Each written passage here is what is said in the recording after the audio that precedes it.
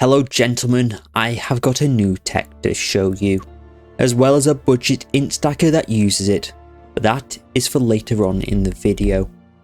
Keeper of the Flames has introduced two new mechanics that transform how we make builds. With the introduction of both Bloodlines and Foulborn items, we now have the tools to convert any elemental damage type in the game to Chaos for in most cases less than a Divine. In previous leagues, this sort of conversion was only gained by one item, that being the unique ring Original Sin.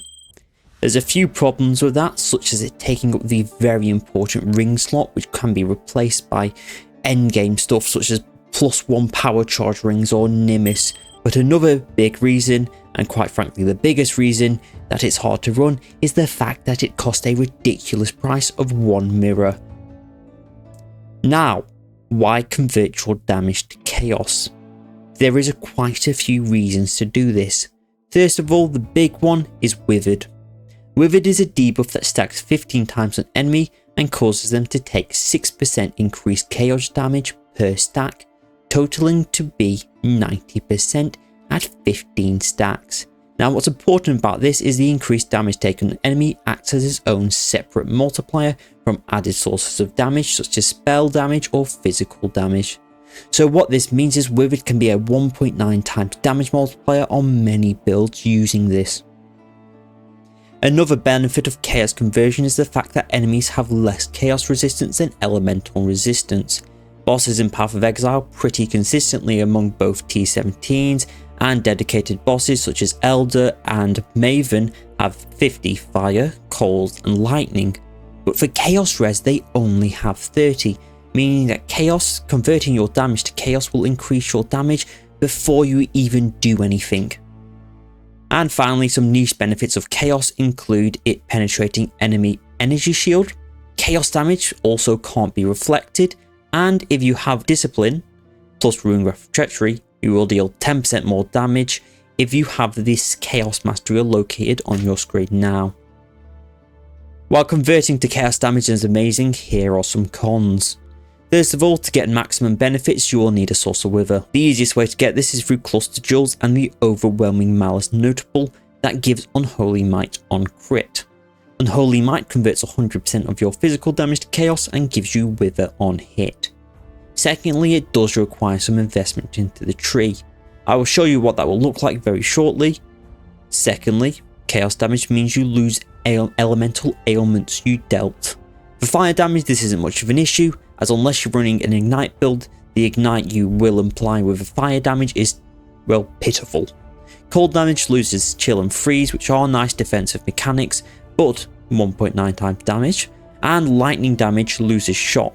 This does a similar thing to Wither, but much weaker, as it only caps out at 50%, and that is if you deal an incredibly large hit.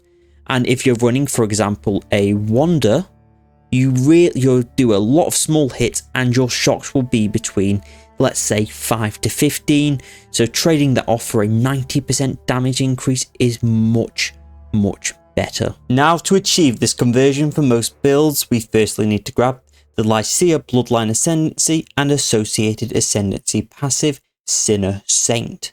Now what it does is quite simple. It converts 50% of our elemental damage to Chaos.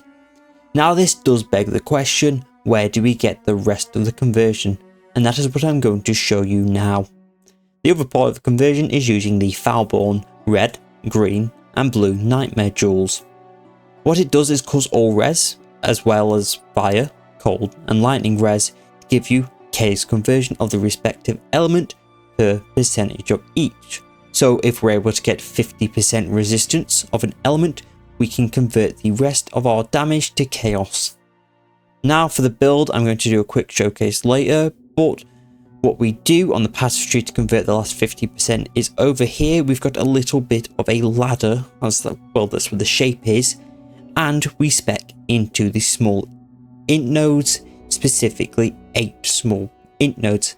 As with the tattoo that provides lightning res, it gives 6% lightning res per point. 6 times 8 is 48% lightning res, and 48% lightning res will get converted to 48% of lightning damage converted to chaos. Add that with the 50% from the bloodline and we get 98% conversion. Now what's really interesting is with the Foulborn Red Nightmare. In this position here near Avatar of Fire, while this is very passive heavy, it does give you 98% of your fire damage converted to chaos, and this is without any ascendancy investment at all, so it is incredibly strong as this is an original sin for basically 2 div. Now with the tech out of the way, it's time to talk about the int stacker. I bought all my gear from the trade as this budget self-crafting actually hurts costs more than it helps. It would probably cost about 15 to 20 div. Now while this build has performed well in both clear as well as having a very solid defensive base, it has a glaring issue, and that is bosses. And I'm not talking about Shaper or Elder or even Maven, it is more so T17 bosses, let alone Ubers.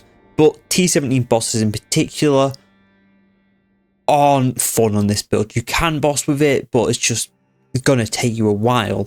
And because it's not an all singing, all dancing build for about 15 to 20 div, I don't want to make a dedicated build guide in case it tricks anybody who doesn't know how to play this or is inexperienced with this sort of build, as it does end up getting very expensive if you want some really good performance out of this.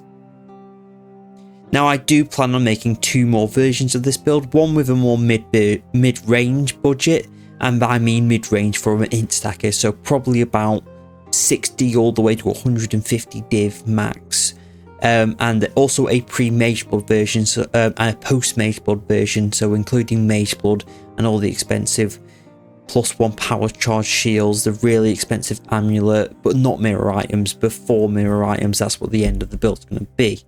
So getting onto the actual build, the core of the build is using Kinetic Blast of Clustering combined with the tech described in this video to convert all damage to chaos.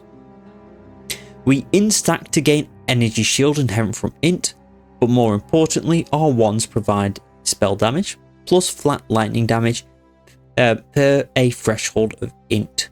We stack power charges for crit, and combined with Ralakeshan Patience plus Malachi's Loop, we can get +2 power charges as well as stacking spell damage per power charge.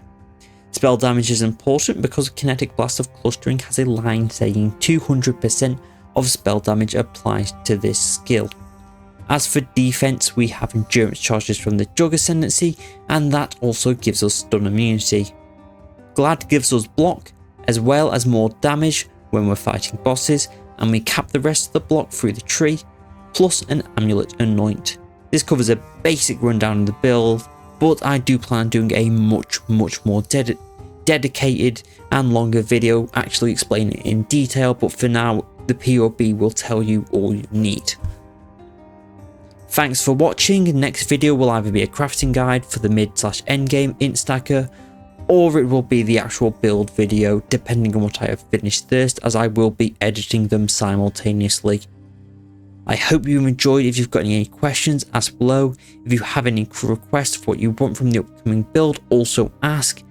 As for budget, I am planning to make it from 60 to 150, but I am leaning more towards the 150 to 100 range. Yeah, if there's a strong desire, I can see if I can get it to like the 60 to 80, but no promises, as this is an expensive build and crafting costs can quickly run amok.